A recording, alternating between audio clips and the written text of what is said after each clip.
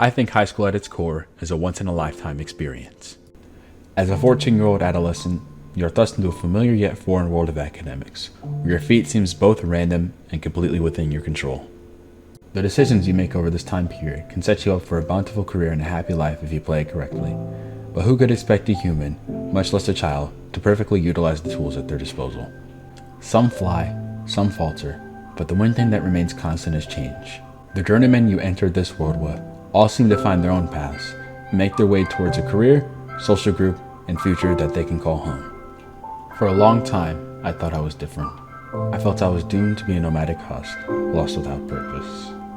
But through the will of myself, the support of those around me, and trial by error, I was eventually able to find my home. I'm Niles Howard, and this is my journey.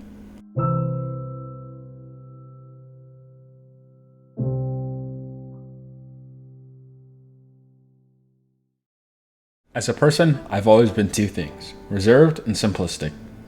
If you look at my various school IDs, my wardrobe, and even my hobbies, you might see that I find some sort of comfort in routine and repetition. To me, the world is easiest understood if it can be broken down into simplistic and logical steps.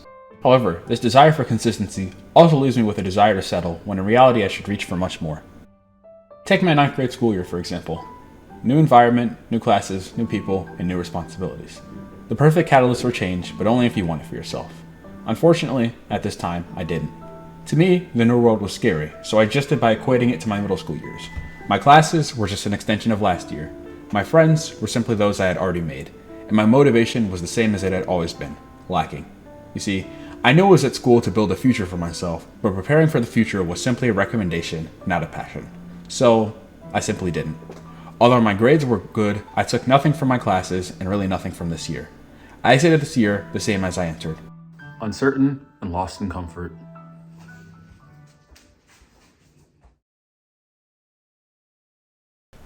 Over the summer, I pondered over my past school year and decided I no longer wanted to settle into the same routine.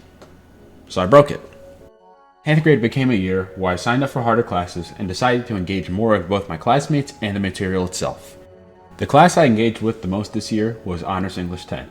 In that class, we went over a bunch of material, and while it wasn't exactly passionate about what we were reading, one particular assignment caught my eye. This assignment was an assigned essay on The Great Gatsby. Our task was to analyze character dynamics, and because I had nothing better to do, I poured a lot of energy into this essay. I revised it, got feedback, revised it, got feedback, revised it, got feedback, revised it, got feedback, revised it, got feedback, to a point where it felt like for a month that was all I did. But at the end of it, I had a beautiful 8-page paper on the character dynamics between Gatsby and Daisy. I turned in this paper anxious for the result, and I was so happy when I got back a 96. The thing that was different about this essay compared to all my other school projects is that this 96 felt earned. Whereas on other tests, I had simply walked in and lucked out and got a high score, this felt like something I had consciously grinded for. In addition to this success, 10th grade was also the year where I joined symphony band and jazz band. In symphony band, I learned how to be the support for the rest of the band by playing the baritone saxophone. And in jazz band, I learned how to be more of a standout solo performer by playing the tenor saxophone. I even got to do a solo in a concert.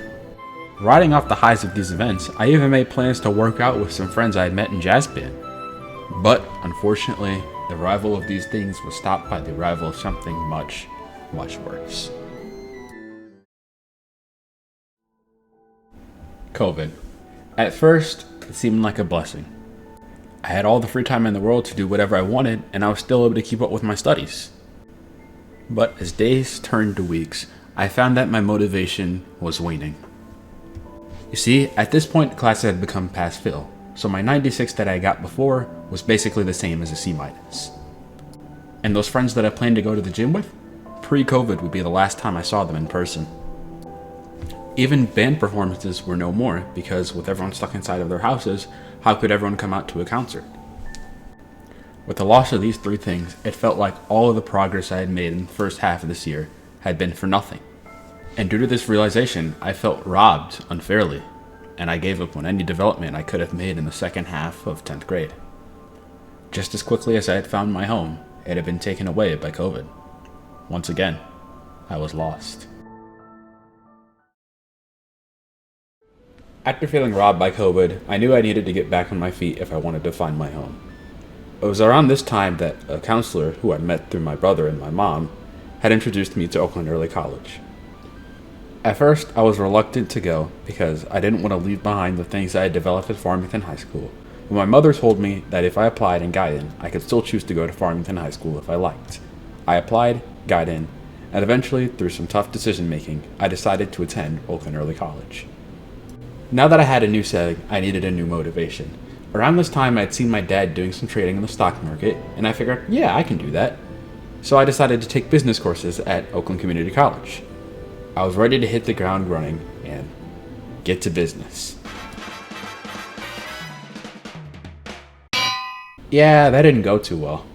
You see, the problem with intentionally getting C's in all your classes because things are pass-fail is that tends to build bad habits.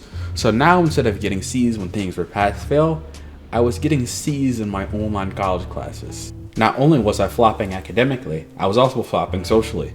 My social skills were still in COVID mode because of the weird hybrid system we had going on at Oakland Early College, so I neglected to interact with anyone. I remember specifically going outside to eat lunch at this bench because interacting with nobody just felt at home at this point. I might be an introvert, but this was a bit much, even for me.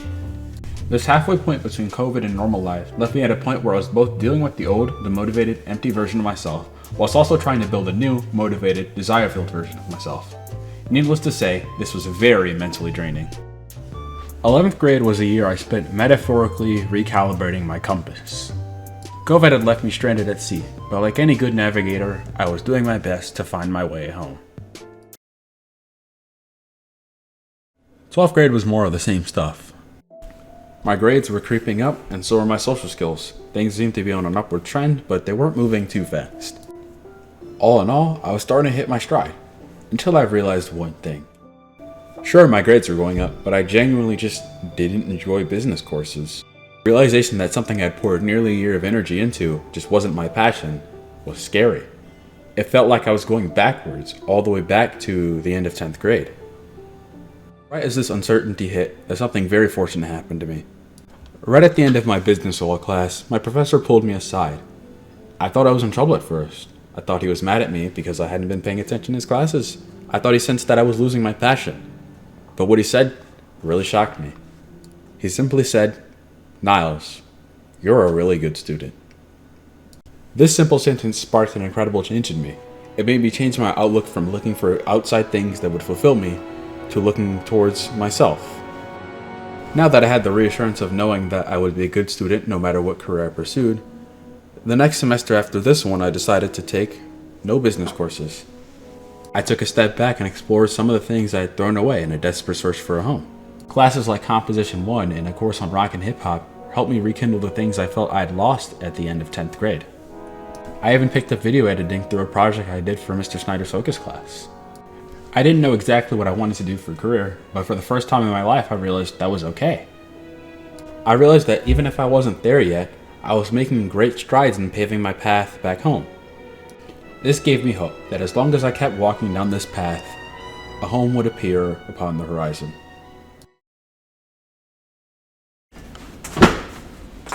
Do you guys believe in fate? If you don't, then you might have a hard time believing what happened to me this summer. Over the summer, my mom had told me about a DAPSIP engineering camp being held at Michigan State. I thought it was a good idea, so I decided to go. As it turns out, it was more than just a good idea. I could talk about this camp for hours on end, but I'll try to summarize it in as few words as possible. Mom tell me about camp. I go to camp. I meet cool people at camp. I explore career goals at camp. I theorize solutions to common civil engineering problems at camp. Wow, I like civil engineering. Me do that now. Also like MSU campus. Maybe come back to MSU campus. Spend $100 riding electric scooters around MSU campus. Worth it. Come back. Very happy, very energized, very ready for 13th grade. Going into 13th grade, I now know I wanted to be an engineer. You know what this means, right? Calculus. I found that by going through Calculus 1 and Calculus 2, I was able to rebuild my mathematical reasoning and mathematical communication. But above all else, the most useful skill I learned from Calculus 1 and Calculus 2 combined was this. That's right, folks. I just graphed an apple. In addition to my newfound love for mathematics, I also explore civil engineering, and more specifically urban planning, through my Composition 2 class. More specifically, I developed opinions on Detroit's public transportation infrastructure and decisions that should be made regarding it in the future. I found that the lack of public transportation in Detroit was not only an issue that pertained to funding, but was also an issue that pertained to America's history of classism and racism. This revelation leads us to today, where I am now a man who trains 6 days a week in order to beat up those racist people who enacted those transportation codes. In all seriousness, the summer of 12th grade and 13th grade itself were the two time periods that were the most formative in making me into who I am today. In terms of what I'm planning to do after I leave Oakland Early College, I think it should be fairly obvious where I'm studying for the next 4 years. While there, I plan to earn my bachelor's degree in civil engineering with a specific focus on transportation. I've learned a lot about myself throughout the duration of the last 5 years, but by far the most important lesson has been in regards to finding my home. At first, I thought a home was a group of people, a physical place, or even a beloved hobby. But as I grew older and wiser, the meaning of the word home shifted to mean something much different to me. Now, as a more mature person, I realize that my true home resides within my own body. Because when all else is taken away, when all else fails to provide, believing in the comfort of your own mind and body reveals itself to be of the utmost importance. The song playing right now, Living Mice by C418, encapsulates this lesson. The relaxing beginning, which transitions into the climactic crescendo, strongly represents how I feel about my high school career. So, to close things off, I'll say it one more time.